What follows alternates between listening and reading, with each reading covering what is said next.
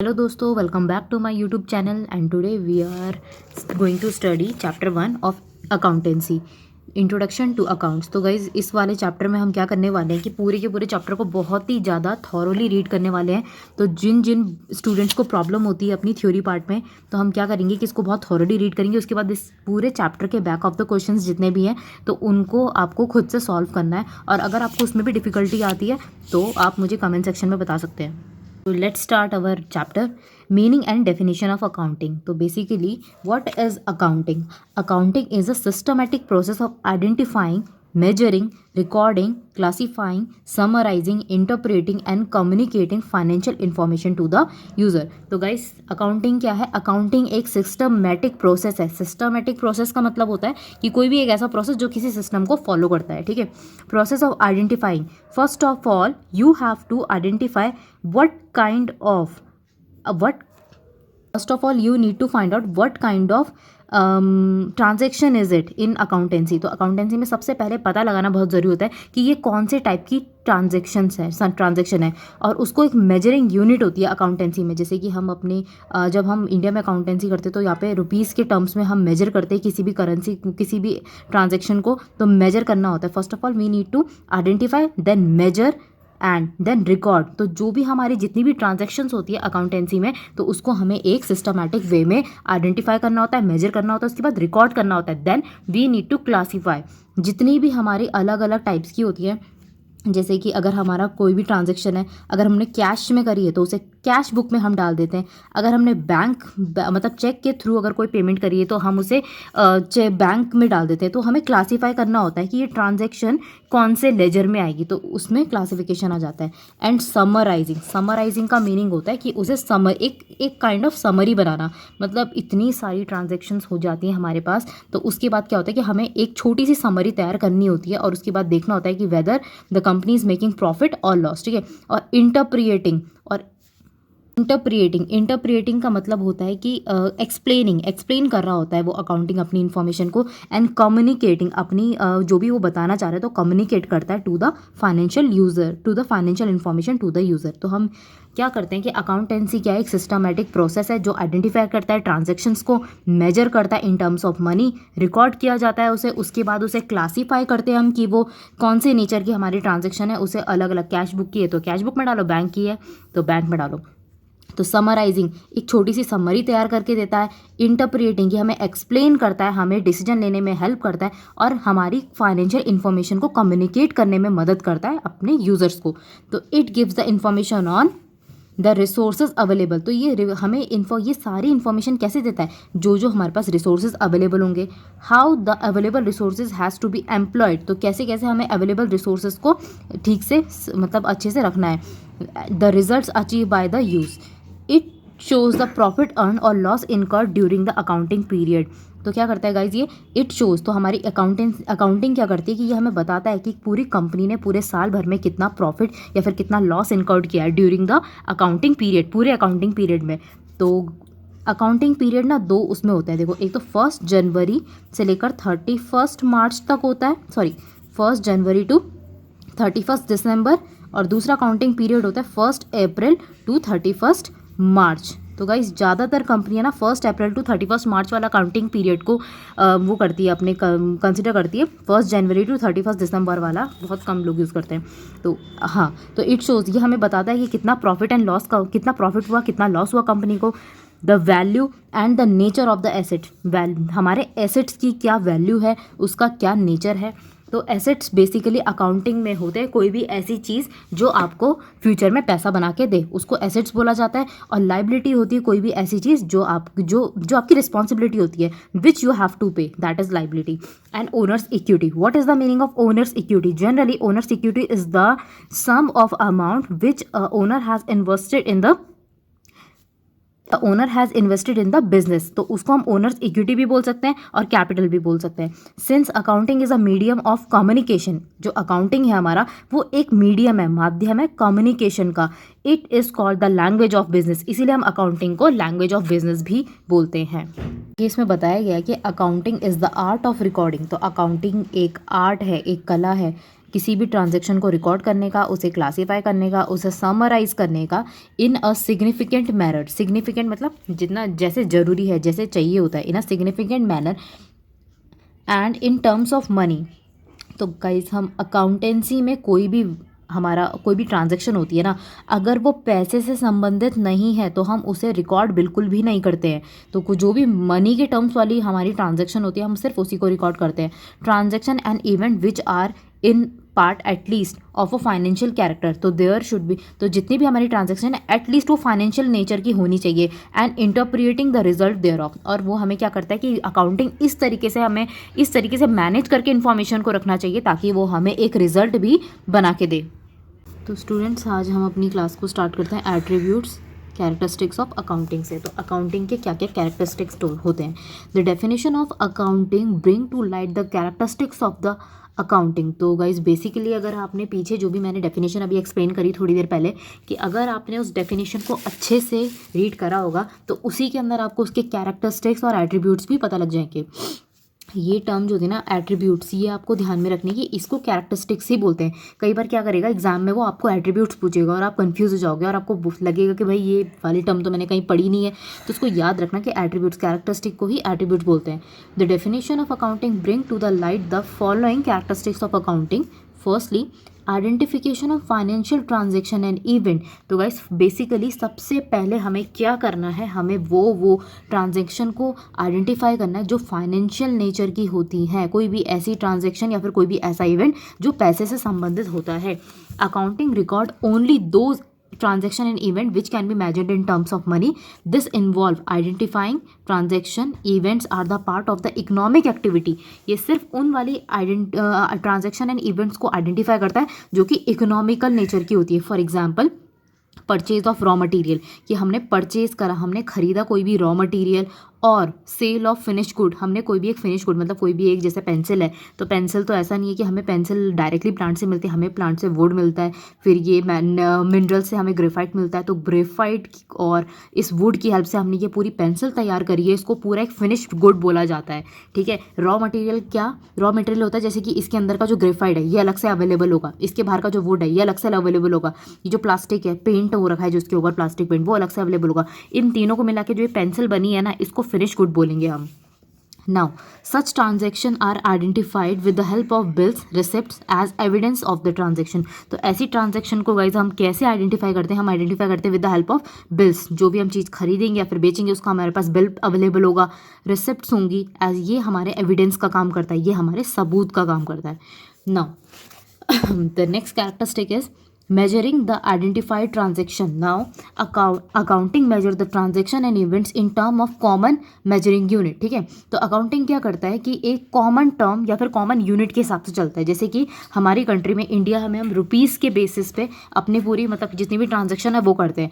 That is the currency of the country. तो जिस country में रह रहे हैं उस कंट्री की करेंसी के हिसाब से, ऐसे नहीं है कि अगर हमने किसी ए पर्सन के साथ डील करा है उसको हम डॉलर्स के हिसाब से मतलब सेल आउट कर रहे हैं, और हमने एक 20 पर्सन के साथ डील कर रहे हैं तो उसको हम रुपीज़ के हिसाब से डील कर रहे हैं। तो गाइस ऐसा नहीं होता, एक कॉमन करेंसी होनी चाहिए जिसके साथ एक बिजनेसमैन को डील करना है।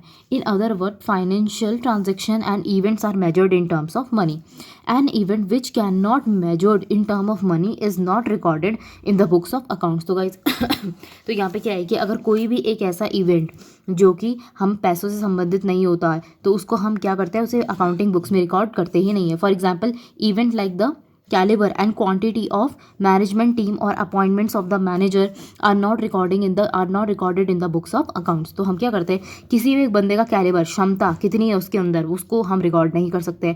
किसी भी मैनेजमेंट की क्वालिटी उसको रिकॉर्ड नहीं करा जा सकता। कोई मैनेजर है उसकी जितनी भी अपॉइंटमेंट्स हैं तो उसको हम अकाउंटिंग में बिल्कुल भी वो नहीं करेंगे, मतलब दर्ज नहीं किया जाएगा। तो वो हमारी नॉन फाइनेंशियल नेचर की ट्रांजेक्शन्स होती हैं which are not recorded in the accounting. Now the question number 3, the part 3 is recording. Accounting is the art of recording business transaction in the books. तो guys accounting क्या है, एक art है। Art मतलब एक कला है कि किस तरीके से हमें अपनी सारी की सारी ट्रांजेक्शन को रिकॉर्ड करके रखना है, दर्ज करके रखना है। Accounting is the process of recording business transaction of financial characteristics in the books of original entry. तो गाइज जनरल जो हमारी ओरिजिनल एंट्री होती है, फर्स्ट एंट्री होती है जनरल में होती है, तो उसमें हम इसको एक तरीके से बना के रखते हैं। दिस बुक इज फर्दर सब डिवाइड। नाउ अब अपना जो जर्नल होता है ना, जर्नल के बाद और भी सब्सिडरी बुक्स आती हैं, छोटी छोटी बुक्स आती है, जैसे कैश जर्नल बोलते हैं, फिर कैश बुक बोलते हैं फॉर रिकॉर्डिंग कैश। तो ये कैश जर्नल और कैश बुक है ना, ये जनरली हमारी कैश रिकॉर्ड करने के काम आती है। और परचेज जर्नल होती है और परचेज बुक होती है, वो हमारी परचेजेस मतलब कि जो भी हमने सामान खरीदा है, for recording the credit purchase of goods. तो हमने जितना भी सामान हमने उधार में खरीदा है तो ये वो लिखने के काम आती है। सेल्स जर्नल और सेल्स बुक जो अपनी होती है वो क्रेडिट सेल्स को रिकॉर्ड करने की आती है कि जितनी भी हमने चीज़ें बेची है ना, अगर कोई हमसे उधार ले गया है, उधार में बेची है, तो ये सब वो रिकॉर्ड करने की आती है। Now the fourth part is classification. Classification is the fourth part is classification. Classification is the process of grouping transaction or entries of one nature at a place. तो गाइस क्लासिफिकेशन क्या होता है कि कोई भी एक तरीके की ट्रांजेक्शन जो है, जो सेम नेचर की होती है, तो उसको एक प्लेस पे रिकॉर्ड कर देना। The transaction recorded in the journal और सब्सिडरी बुक्स आर क्लासिफाइड। तो गाइस जितनी भी जो हमने फर्स्टली जर्नल में जितनी भी एंट्रीज लिखी होंगी या फिर सब्सिडरी बुक में लिखी होंगी, वो बाद में एक एक करके हम क्लासीफाई करते हैं, उसको अलग अलग छांट के अलग अलग करते हैं और उसके बाद उसको लेजर में दर्ज किया जाता है। This book contain individual account head under the financial transaction of similar nature are collected. तो ये क्या होती है गाइस, जैसे कि हमने एक राहुल का किसी का अकाउंट बना रखा है, तो राहुल से संबंधित जितनी भी ट्रांजेक्शन होंगी ना, तो वो राहुल के अकाउंट में लिखी जाएंगी। और हाँ, तो उसमें राहुल के अकाउंट में लिखी जाती है, तो इसी क्लासिफिकेशन बोलते हैं। और इसमें अभी जर्नल और लेजर में इतना कन्फ्यूज़ होने वाली कोई बात नहीं है। अभी जैसे जैसे हमारे चैप्टर्स आगे जाते जाएंगे तो आपको जर्नल और लेजर और अच्छे से समझ में आ जाएगा। तो अब आते हैं हम अपने फिफ्थ पॉइंट में, दैट इज समराइजिंग। समराइजिंग का मतलब क्या होता है कि समरी प्रिपेयर करना। This involves presenting the classified data in a manner which is understandable and usable for internal as well as external uses of accounting statement. Now guys, इसमें क्या होता है कि हम इसमें क्या करते हैं कि अपना जो भी क्लासिफाइड डाटा होता है ना, जिसको हमने लेजर, सबसे पहले बनता है अपना जर्नल, जर्नल के बाद प्रिपेयर होता है लेजर, लेजर के बाद क्या होता है गाइस, जितने भी क्लासिफाइड डाटा होता है ना, उससे हम एक समरी निकालते हैं, एक निष्कर्ष निकालते हैं कि जो कि अंडरस्टैंडेबल होता है, यूज़फुल होता है। उसे इंटरनल और एक्सटर्नल यूज़र अपने दोनों ही यूज़ करते हैं। तो गाइज ये इंटरनल यूज़र और एक्सटर्नल यूज़र कौन होते हैं? तो इंटरनल यूज़र वो होते हैं कि जो कंपनी के अंदर काम करते हैं, जैसे मैनेजमेंट हो गया अपना, तो जिनको कंपनी की पोजीशन के बारे में पता होना चाहिए, तभी वो कोई अच्छा सा डिसीजन ले पाएंगे। और एक्सटर्नल यूज़र अपने होते हैं जैसे कि गवर्नमेंट हो गई है, जिनको टैक्स मतलब लगाना पड़ता है किसी कंपनी पे, और जो जैसे इनकम टैक्स डिपार्टमेंट हो गया। और कौन हो गया एक्सटर्नल यूज़र, जैसे कि अपना लोन, हाँ क्रेडिटर्स हो गए, जो कंपनी को मतलब उधार पे पैसा देते हैं, तो वो भी तो तभी देंगे जब कंपनी अपनी प्रॉफिट पे चल रही होगी। तो इंटरनल यूज़र और एक्सटर्नल यूज़र वो होते हैं। तो इनको क्या होता है कि इनको एक समरी प्रिपेयर करके देनी होती है, जिनको मतलब इससे पता लगाते हैं कि क्या कंपनी प्रॉफिटेबल है कि नहीं है। This process lead to the presentation of the following statement. तो गाइस समराइजिंग के अंडर क्या क्या आता है? समराइजिंग के अंदर हमें बनाना होता है अपना ट्रायल बैलेंस, उसके बाद trading and profit and loss account, तो हमें एक trading account, profit and loss account prepare करना होता है। And the last one is balance sheet. तो लास्ट में हमें अपनी बैलेंस शीट बनानी होती है, इसी के साथ अपना पूरा का पूरा अकाउंटिंग ईयर फिनिश होता है। हाँ, तो the above statement are collectively, जो ऊपर की स्टेटमेंट्स है ना, जैसे कि अपनी trial balance, trading and profit and loss account and balance sheet, इन तीनों को ही हम बोलते हैं final account and financial statements बोलते हैं। तो इन्हीं के बेसिस पर हम किसी भी डिसीजन, कोई भी डिसीजन कंपनी के बेसिस पर ले सकते हैं। तो guys six one is analysing and interpretation. Analyse करना, इंटरप्रिएट करना। Analysing and interpretation of the financial data are carried out so that the user of financial data can make the meaningful judgement. तो guys analysing मतलब अपनी पूरी statements को, इन तीनों statement को analyse करना मतलब इसको समझना, और इंटरप्रिएट करना मतलब फाइनल डिसीजन लेना।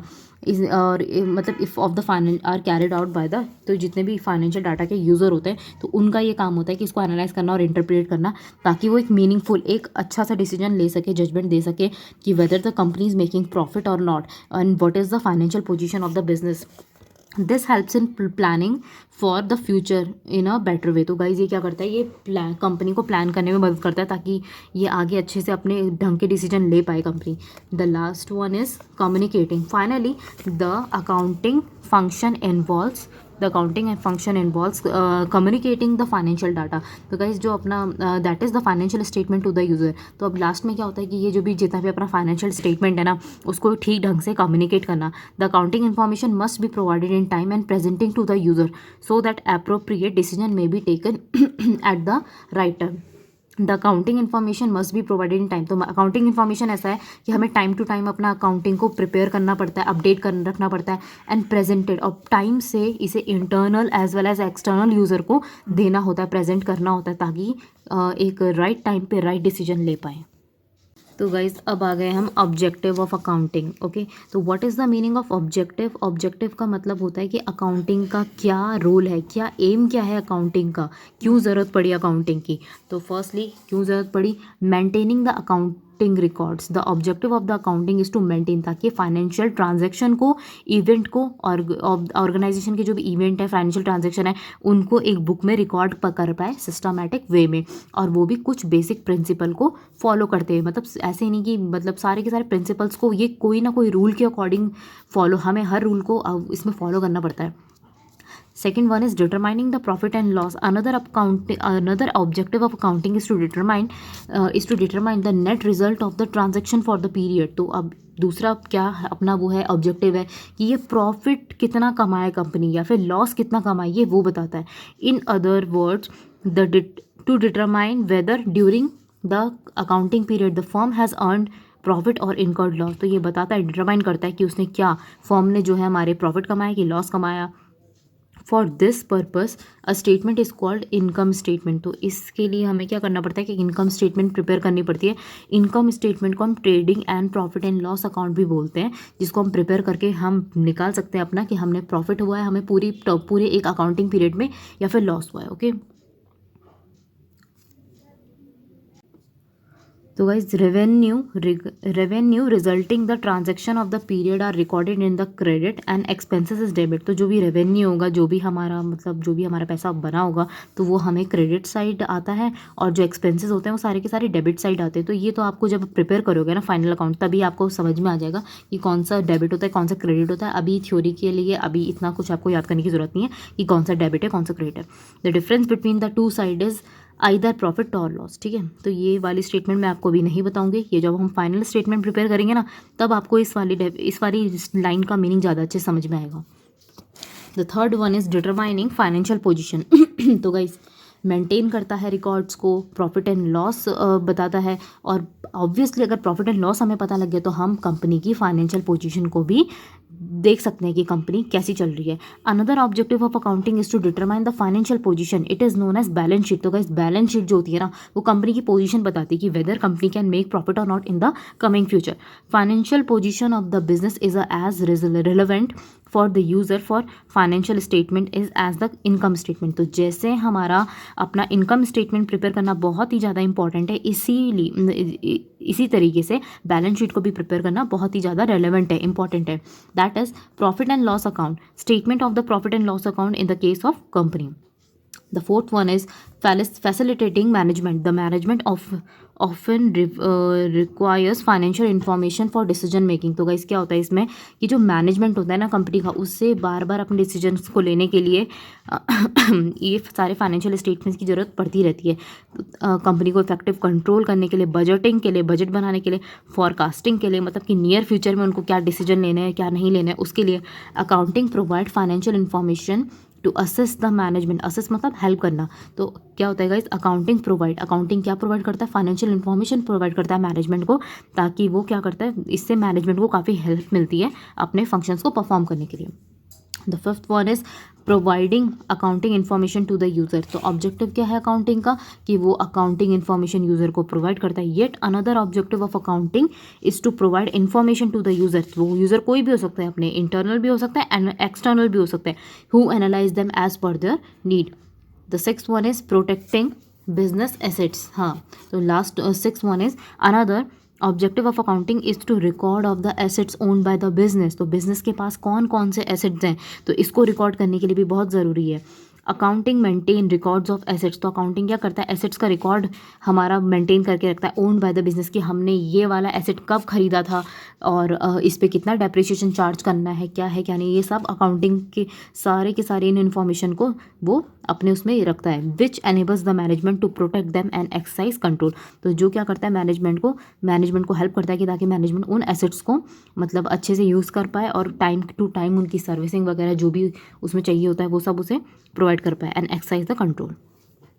तभी अपना टॉपिक स्टार्ट होता है फंक्शन ऑफ अकाउंटिंग। तो अकाउंटिंग के क्या क्या फंक्शन होते हैं, तो पहला फंक्शन होता है मेंटेनिंग सिस्टमैटिक अकाउंटिंग रिकॉर्ड। तो गाइस आप अगर आप देखोगे ना, अगर इस पूरी थ्योरी को आप रीड करोगे तो आपको हर एक चीज़ ना रिपीटेड मिलेगी। तो इसमें बहुत अच्छी बात ये है कि मैं तो इसलिए एक्सप्लेन कर रही हूँ आपको कि जिन जिन स्टूडेंट्स को अपनी थ्योरी पार्ट पे बहुत ज़्यादा दिक्कत होती है, जिनको बिल्कुल भी समझ में नहीं आता, तो वो थोड़ा टाइम निकाल के अपनी थ्योरी को अच्छे से रीड कर सकते हैं। मैं वर्ड टू वर्ड पढ़ाऊँगी और हर एक टर्म को समझाऊँगी, हर एक चीज़ को पूरा प्रॉपर से कॉन्सेप्ट क्लियर करवाऊँगी। बट आपको एक बार खुद से भी ये पूरा चैप्टर रीड करना है। और वैसे ये फर्स्ट चैप्टर जो है अकाउंटिंग का, ये बहुत ही ज़्यादा इजी है। Function of accounting maintaining systematic accounting record. The primary function of accounting is to maintain systematic accounting record of financial transaction and event. तो सबसे पहला फंक्शन क्या है कि फाइनेंशियल और ट्रांजेक्शन, हमें फाइनेंशियल नेचर की जितने भी ट्रांजेक्शन है उनको रिकॉर्ड करना है। हम ये स्टेटमेंट तीसरी बार पढ़ रहे हैं। तो गाइस इसका चाहे फंक्शन आए, चाहे एडवांटेजेस आए, चाहे ऑब्जेक्टिव आए, चाहे कैरेक्टरिस्टिक आए, आपको हर जगह सबसे पहली स्टेटमेंट तो यही लिख देनी है। It means that the accounting record should be maintained following the accounting rules, principles and concept. तो जो हमारे अकाउंटिंग रिकॉर्ड्स है ना, उसको हम किस तरीके से मेंटेन कर सकते हैं, अपने रूल्स के बेसिस पर। प्रिंसिपल्स सिद्धांतों, मतलब ये प्रिंसिपल्स का मतलब भी रूल्स ही होता है, तो एक सर्टेन प्रिंसिपल के बेसिस पर और कॉन्सेप्ट के बेसिस पर हमें सारी की सारी ट्रांजेक्शन को रिकॉर्ड करना है।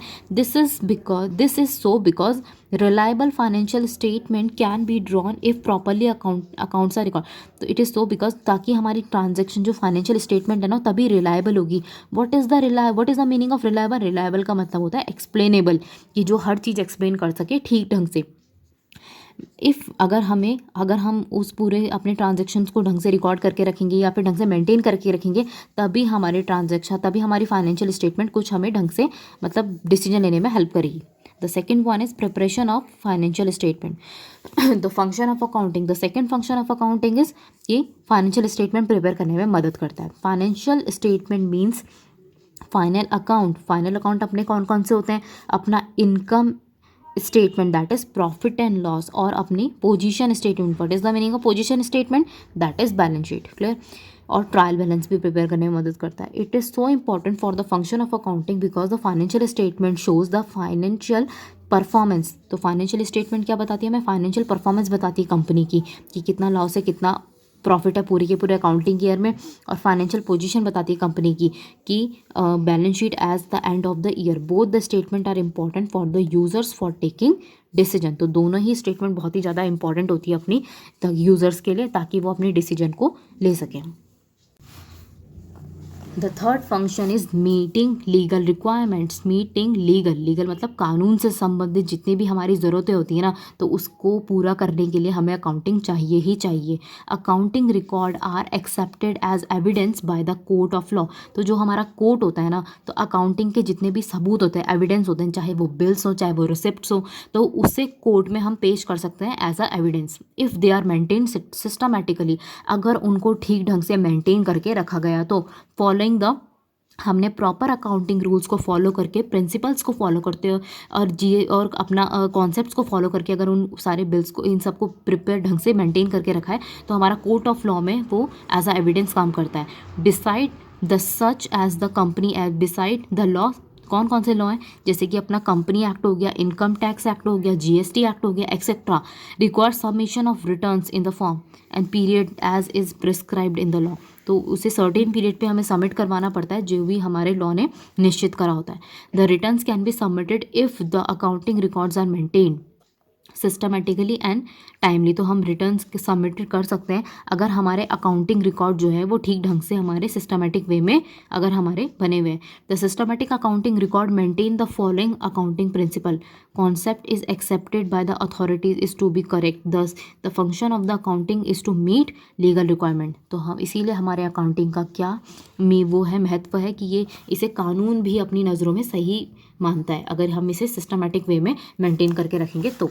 Now communicating the financial information, it is yet another function of accounting to communicate the financial information. तो ये another अपना वो है अपना accounting का function है कि ये users को information देने के काम आता है, which can be internal और external. हमारे users कोई भी हो सकते हैं, वो कंपनी के अंदर के भी हो सकते हैं, कंपनी के बाहर के भी हो सकते हैं. तो कंपनी के अंदर का तो मैनेजमेंट हो गया, लेकिन बाहर के कौन कौन हो गए, जैसे बैंक हो गया और गवर्नमेंट अथॉरिटीज़ हो गई. असिस्टेंस टू मैनेजमेंट, तो ये मैनेजमेंट को का असिस्टेंस के काम आता है, मतलब असिस्टेंस का मतलब होता है हेल्प करने के काम आता है. Management often requires financial information which is given by the accounting record. तो गाइस क्या होता है कि मैनेजमेंट जो है वो हमेशा उसको ज़रूरत होती है एक ऐसे उसकी फाइनेंशियल इंफॉर्मेशन की जो कि which is given by the account, जो कि अकाउंटिंग रिकॉर्ड उसे देने में मदद करता है. Which in turn help the management in decision making, जो कि डिसीजन मेकिंग में मदद करता है. Accounting record should be maintain in such a manner that assets own are known. ठीक है, तो गाइस इसमें क्या होता है कि अकाउंटिंग जो हमारे accounting record should be maintain in such a, इस तरीके से रिकॉर्ड करे जाने चाहिए दैट द एसेट्स, जितने भी एसेट्स हैं ओन्ड आर नोन, कि हमें पता होना चाहिए कि सारे एसेट्स किस किस के नाम पे और कब कब हमने इनको खरीदा था, हर चीज़ उसमें लिखी रहती है. It will assist the management to protect the asset, ये क्या करता है कि मैनेजमेंट को हेल्प करता है एसेट्स को प्रोटेक्ट करने में एंड ऑल्सो एक्सरसाइज कंट्रोल. जब हम आते हैं अपने एडवांटेजेस ऑफ अकाउंटिंग में, तो अकाउंटिंग क्या एडवांटेजेस क्या क्या है, मतलब इसके फ़ायदे क्या क्या हैं, तो मैं इसको ऐसे एक्सप्लेन करने वाली हूँ क्योंकि यही सब चीज़ें हमने ना बहुत बार रीड कर रखी हैं, तो इनको अननेसेसरी रिपीट करके कोई फ़ायदा नहीं है. तो पहला एडवांटेज है फाइनेंशियल इन्फॉर्मेशन, कि वो हमें कंपनी के बारे में फाइनेंशियल इन्फॉर्मेशन देता है, जिसके बारे में आपको पता ही है कि कंपनी लॉस कर रही है, इनकर्ड की प्रॉफिट कर रही है, ये सब बताता है. तो second is assistance to management, ये भी मैंने एक्सप्लेन कर दिया था आपको. Third thing is replaces memory, तो ये हमारी मेमोरी को रिप्लेस करने के काम आता है. कैसे? A systematic and timely recording of transaction obviates the necessity to remember transaction. तो गाइज अगर हमने किसी चीज़ को, किसी ट्रांजेक्शन ऑलरेडी रिकॉर्ड कर दिया है तो हमें उसे याद करने की ही ज़रूरत नहीं है. The accounting record provide the necessary information, तो जो अकाउंटिंग रिकॉर्ड है वो हमें नेसेसरी इन्फॉर्मेशन प्रोवाइड कर देता है, जो कि हमारी मेमोरी को रिप्लेस कर देता है, तो हमें उसे याद कर रखने की ज़रूरत नहीं है अननेसेसरी. तो guys fourth one is facilitate comparative studies. तो कंपैरेटिव का मतलब कि कंपेयर करना किसी भी चीज़ को. A systematic record enable a businessman to compare, तो एक सिस्टमैटिक रिकॉर्ड क्या करता है, एक बिजनेसमैन को हेल्प करता है ताकि वो कंपेयर कर सके इस साल के रिजल्ट को बाकी सालों के रिजल्ट से, and locate significant factors leading to change if any, और अगर वहाँ पे कोई भी चेंज करने की ज़रूरत है, जहाँ जहाँ पे कोई फैक्टर्स चेंज करने की ज़रूरत है तो वो कर देता है उन चीज़ों को change. Financial settlement of tax liability, तो गाइस और क्या हेल्प करता है ये, a systematic accounting record immensely help in the settlement of income tax. तो ये इनकम टैक्स में भी हेल्प करता है कि कितना इनकम में कितना टैक्स लगना चाहिए कंपनी पे. ये गुड्स एंड सर्विस टैक्स को भी इनकर्ट करने में हेल्प करता है, एंड ये दोनों अपनी लाइबिलिटीज़ होती हैं. तो लाइबिलिटीज़ कोई भी वो चीज़ होती है विच वी हैव टू पे, जो हमारी रिस्पॉन्सिबिलिटी होती है कि हमें पे करना है. Since it is a good evidence for the correctness of the transaction, अगर इनकम टैक्स और जीएसटी के ऊपर कोई करेक्टनेस है तो ये बहुत ही अच्छा एक मतलब एविडेंस का काम करता है. नाउ फैसिलिटेटिंग लोन, किसी भी कंपनी की पोजीशन को देखकर तो लोन उसको आराम से गवर्नमेंट दे देती है. तो loan is granted by the bank and financial institution on the base of the growth potential. तो कैसा कंपनी ग्रोथ करी उसके बेसिस पर उसको लोन मिलता है, which is supported by the performance, तो जो कि उस कंपनी की परफॉर्मेंस के बेसिस पर सपोर्ट किया जाता है. Accounting makes available the information with respect to the performance. Evidence in court, तो गाइज इसमें क्या होता है, तो systematic record of transaction is often accepted by the courts as the evidence. तो जो कोर्ट्स हैं अगर ये हमारे अकाउंटिंग रिकॉर्ड्स को पूरा का पूरा सही बोलते हैं, इसको एज अ एविडेंस हम यूज़ कर सकते हैं. The next thing is facilitate sale of business.